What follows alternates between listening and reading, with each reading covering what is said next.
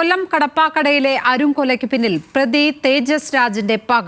ഫെബിന്റെ സഹോദരിക്ക് വേറെ വിവാഹം ആലോചിച്ചത് മൂലമാണ് തേജസിന് ഫെബിനോടും കുടുംബത്തോടും വിദ്വേഷം തോന്നിയതെന്ന് എഫ്ഐആറിൽ പറയുന്നു.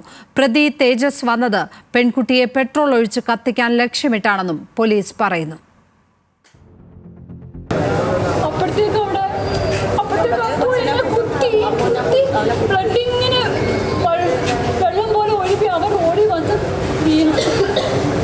അവർ ഓടി വന്ന് വീണ് അപ്പോൾ ജോജി പറഞ്ഞു എനിക്കും കുത്തുണ്ടെന്ന്.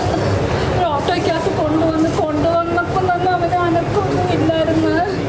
കൺമുന്നിൽ മകന്റെ കൊലപാതകം കാണേണ്ടി വന്ന ഈ അമ്മയുടെ കണ്ണുകളിൽ ഇപ്പോഴും ഭയം നിഴലിക്കുന്നുണ്ട്.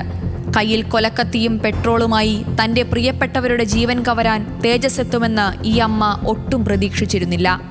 കുടുംബത്തെ ലക്ഷ്യമിട്ടെത്തിയ തേജസിന്റെ കത്തിമുനയിൽ ഒടുങ്ങിയതാകട്ടെ ഗ്രേസിയുടെ മകൻ ഫെബിൻ ജോർജും.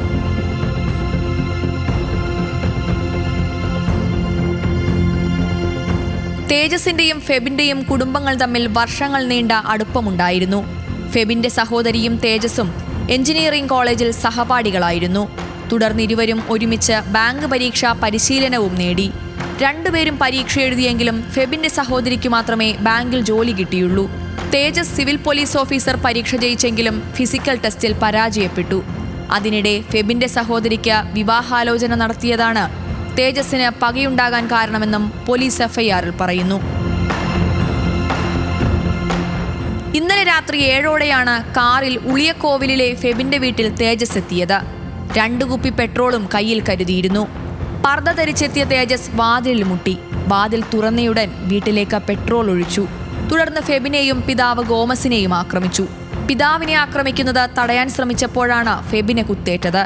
സമീപത്തെ ക്ഷേത്രത്തിൽ ഉത്സവം നടക്കുന്നതിനാൽ വീട്ടുകാരുടെ നിലവിളി പോലും പരിസരവാസികൾ കേട്ടിരുന്നില്ല.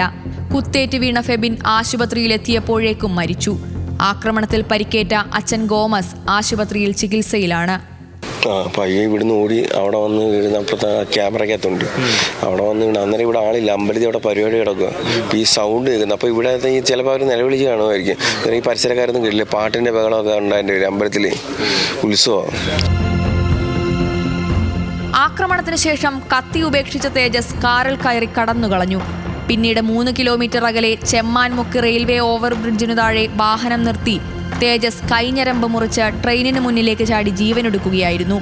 ഫോറൻസിക് സംഘം സംഭവ സ്ഥലത്ത് നിന്ന് തെളിവ് ശേഖരിച്ചു. കൊലപാതകം നടത്തിയ തേജസിന്റെ മൃതദേഹം സംസ്കരിച്ചു. ഫെബിന്റെ സംസ്കാര ചടങ്ങുകൾ നാളെ നടക്കും. ന്യൂസ് മലയാളം, കൊല്ലം.